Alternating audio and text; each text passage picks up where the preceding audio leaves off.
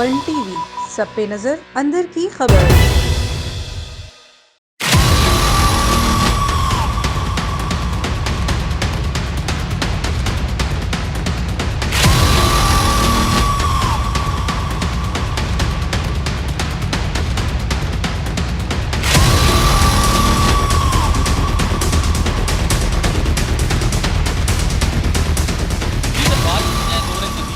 तो गाड़ी इंसान की अहम तरीन बुनियादी ज़रूरत बन चुकी है।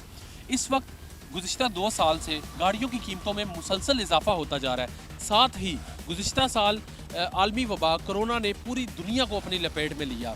इस दौरान इसके गाड़ियों के लेन देन पर क्या असरात मुरतब हुए और गाड़ियों की कीमतों में इजाफे से कारोबार की इस वक्त क्या सिचुएशन है, आइए जानते हैं।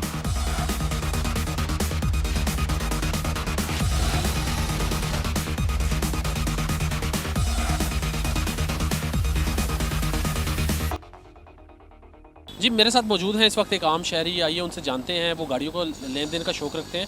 इस वक्त क्या पोजीशन है गाड़ियों की? जी सर। जी अस्सलाम वालेकुम। जी सर, ये गाड़ियों का तो पोजीशन ये है कि गाड़ियाँ महंगी हो गई है काफ़ी, ठीक है, और आम बंदे की बस की बात नहीं है। ये हम हुकूमत से भी अपील करते हैं कि कम से कम इनके बारे में कुछ सोचे। अभी इंपोर्ट गाड़ियाँ जो है वो लाना, उनके ऊपर जो ड्यूटी वगैरह लग गए हैं काफ़ी ज़्यादा है। उस वजह से काफ़ी आम नॉर्मल आदमी गाड़ी ख़रीदना बहुत मुश्किल हो गया, बहुत ज़्यादा। जी जी बिल्कुल।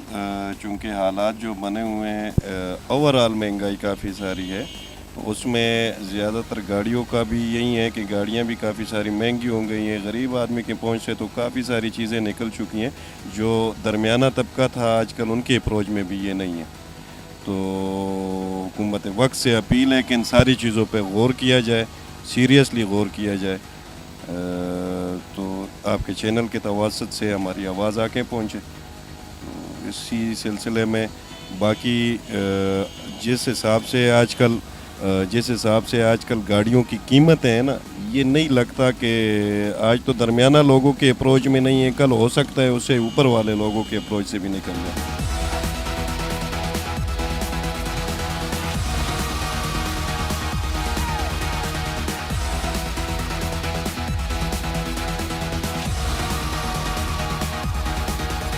जी, मेरे साथ मौजूद हैं इंजीनियर जावेद, ये गाड़ियों का शौक़ रखते हैं। इन्होंने ख़ुद भी एक अच्छी गाड़ी रखी हुई है। आइए जानते हैं इनसे गाड़ियों की कीमतों के हवाले से कि उसका गाड़ियों की कीमतें जो हैं वो इस वक्त किस हद तक बढ़ चुकी हैं, आम आदमी जो है उसकी क़ुव्वत ख़रीद के मुताबिक हैं या नहीं। जी सर।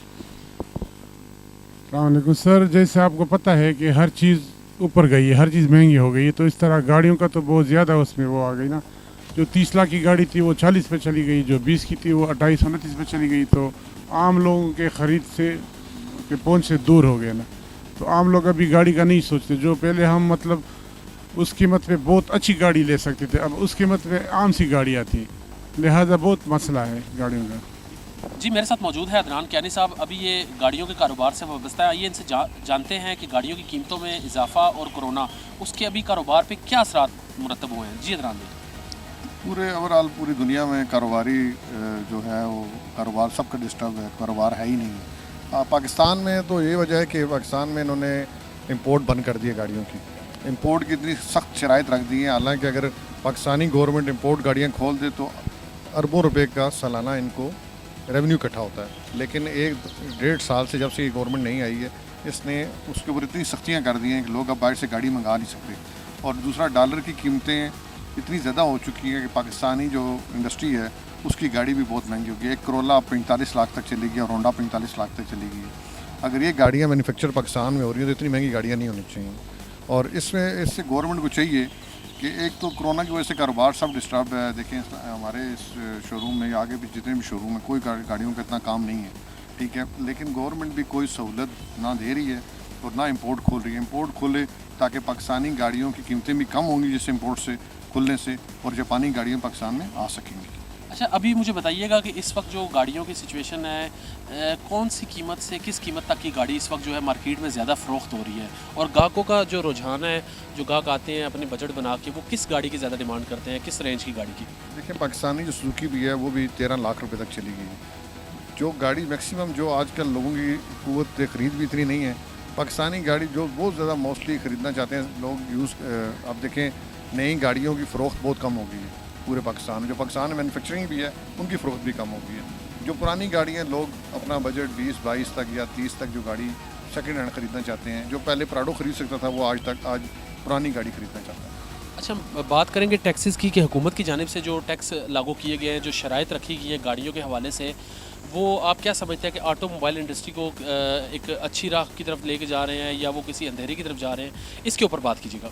जो नया टैक्स उन्होंने लगाया है उससे ना लोग अपने नाम गाड़ी ट्रांसफ़र करवाएंगे और ना लोग नई गाड़ी रजिस्टर्ड कराएंगे। लोगों को प्रेफर करेंगे जो रजिस्टर्ड गाड़ियाँ वो ख़रीदें। इससे अगर लोग यूज्ड गाड़ियाँ ख़रीदेंगे, नई नहीं ख़रीदेंगे, जापानी गाड़ियाँ नहीं ख़रीदेंगे, तो इससे रेवेन्यू बहुत कम हो जाएगा और इससे पाकिस्तान में बहुत ज़्यादा रेवेन्यू कम होगा और पाकिस्तान की तरक्की की राह पर जाने की बजाय उल्टी राह पर चल पड़ेगा, जैसा कि आजकल चल रहा है।